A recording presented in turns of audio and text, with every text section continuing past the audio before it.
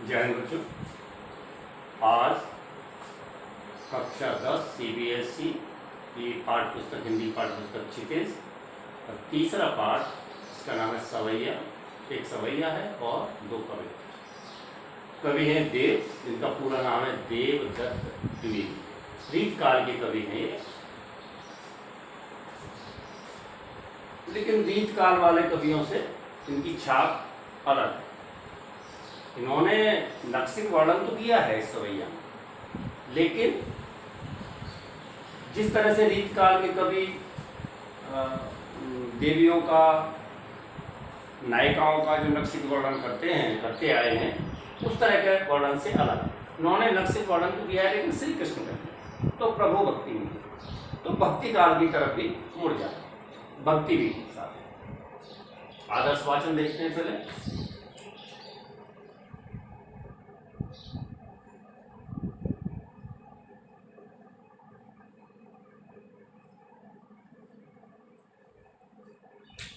पहली बार सवैया जो विद्यार्थियों ने कक्षा 6 में देखा था, राम बंधव, 2 सवैया देखी। उसके बाद कक्षा 8 में नरोत्तम दास जी द्वारा लिखे हुए सवैया, और वो थे कक्षा 8 में, जो सुदामा चरित्र के नाम से। कक्षा 9 में रसखान जी द्वारा लिखे हुए सवैया थे, और कक्षा 10 में ये एक सवैया है। तो सवैया से आप परिचित हैं। सवैया छंद जो है वर्णिक छंद है। छंद 2 तरह के होते हैं, एक वर्णिक छंद और एक मात्रिक छंद। मात्रिक छंद में दोहा, चौपाई और सोरठा आते हैं, और वर्णिक छंद में सवैया है कवित्व। तो इसका आदर्श वाचन देखते हैं पहले। एक लाइन में कई तरह से पढ़ा जा सकता है इसे। पहले जैसे कथावाचक जो होते हैं, शास्त्री वगैरह जो होते हैं, वो जिस तरह से पढ़ते हैं देख। पायम पुरमंजु बजे कटिकिंकिनिके धुन की मधुराई, सावर अंगर से पटपीत किए हुल से बनमाल सुहाई, माथे किरीट बड़े दृग चंचल, मंद हसी मुख चंद जुन्हाई, जय जग मंदिर दीपक सुंदर, श्री ब्रज दूल्ह देव सहाय। इस तरह से दूसरी एक और विधि है, तरीका है, जो मुझे लगता है, मैं सारे बता दूंगा, आपको जो भी उचित लगे, अच्छा लगे।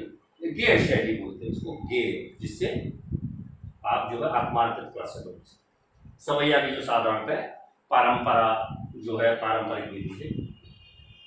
पायनो नुपुर मंजु बजे कटे किंकिनिके धुन की मधुराई, सावरे अंगल से पट पीत हिए हुल से बनमाल सुहाई, माथे किरीट बड़े दृग चंचल, मंद हसी मुख चंद जुन्हाई, जय जग मंदिर दीपक सुंदर, श्री ब्रज दूल्ह देव सहाई। बहुत जल्दी भी पढ़ा जा सकता है, अभ्यास करना चाहिए बच्चों को।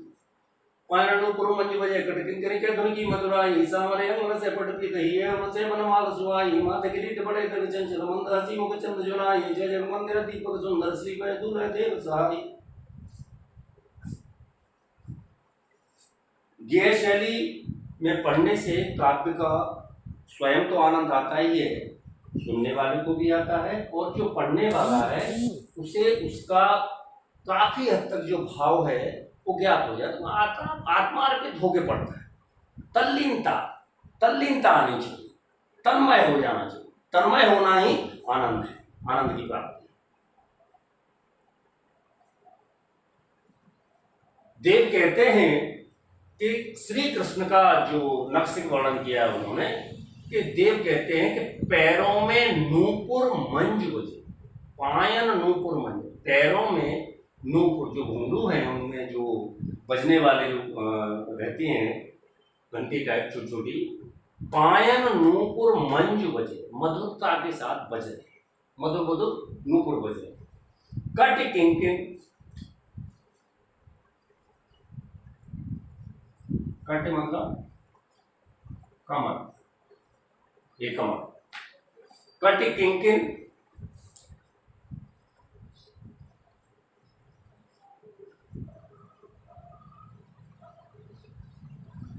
करधनी। साधारणतः देवियां महिलाएं प्रयोग करती हैं इसका, चांदी की करधनी, सोने की करधनी, छोटे छोटे बच्चों को भी धागे, काले धागे करधनी बना देते हैं। दूसरी भाषा में कन्नौनी भी कहते हैं वृक्षित। पायल नूपुर, पैरों में मधुर मधुर नूपुर बज रहे हैं, पायल बज रही है। कट किंकिन, कट कमर में जो करधनी है उसमें जो घुंघरू है उनकी ध्वनि, उनकी जो ध्वनि है वो भी बहुत मधुर है, मधुर अच्छे। सामरे, श्री कृष्ण का रंग कैसा है? सांवला। सांवले अंग शरीर पर लसे पटपीत, जो पीले वस्त्र हैं वो शोभायमान हो। सांवला शरीर है और जो पीले वस्त्र हैं, लसे पटपीत, पट मतलब वस्त्र, पीत मतलब पीले, वो शोभायमान हो रहे। ये हुलसे बनमाल शोभाई, और हृदय, जो हृदय है इस पे बनमाल, बनमाल मतलब फूल पत्तियों की माल जो श्री कृष्ण ने पहनी हुई है वो हृदय के ऊपर से जा रही है, इसे ये हुलसे बनमाल शोभाई, बहुत ही शोभायमान। माथे किरीट, माथे पर किरीट, किरीट मतलब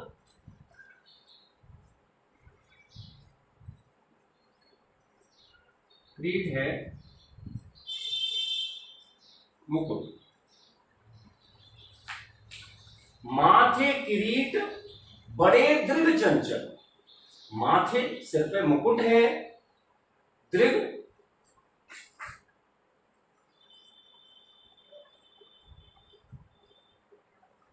नेत्र, आंख है।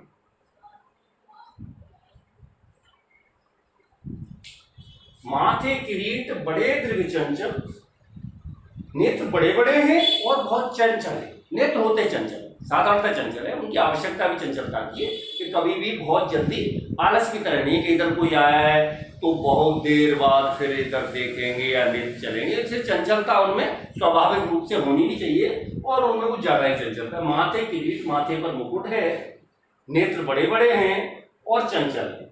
मंद हंसी मुख चंद जुना, मंद हंसी, हंसी जो है जो मुस्कुराहट है धीरे धीरे मंद मंद। मुख चंद, चंद्रमा रूपी मुख पर जो हंसी है वो इस तरह से लगता है जैसे चंद्रमा की किरणें निकल रही हो, चांदनी निकल रही हो उनमें से। जुनहाई, जुनहाई चंद्रमा को ही कहते हैं, चंद्रमा की रोशनी, जुनहाई। जय जग मंदिर दीपक सुंदर, ऐसे जो कृष्ण का जो वर्णन किया है, रूप का वर्णन किया है, ऐसे कृष्ण जग रूपी मंदिर, जग रूपी मंदिर के दीपक हैं। साधारणतः मंदिर में दीपक जलाया जाता है प्रभु के पास, उसमें रोशनी रहती है, प्रकाश रहता है। तो यहां बताया कि पूरा जग रूपी मंदिर, जो विश्व है, जो ब्रह्मांड है, पूरा जो है वो जग जो है, दुनियादार जो है वो मंदिर के जैसा लिया हुआ है और उसमें श्री कृष्ण जो है वो दीपक के समान, दीपक ही है। जब समान बोलेंगे तो अलंकार नहीं रहेगा, तो इसमें क्या है, रूपक अलंकार है।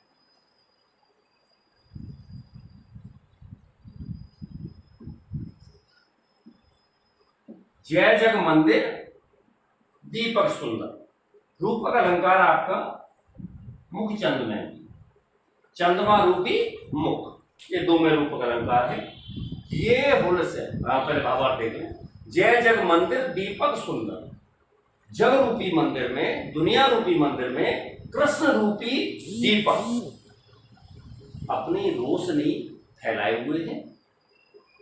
श्री ब्रज दूल्हा देव सहाय, और वो कहते हैं कि ये ब्रज के दूल्हा है। दूल्हा इसलिए कहा है उन्होंने कि जो दूल्हा होता है बारात में या शादी में वो मुख्य पात्र होता है। तो यहाँ पर ये मुख्य है, ब्रज के मुख्य हैं।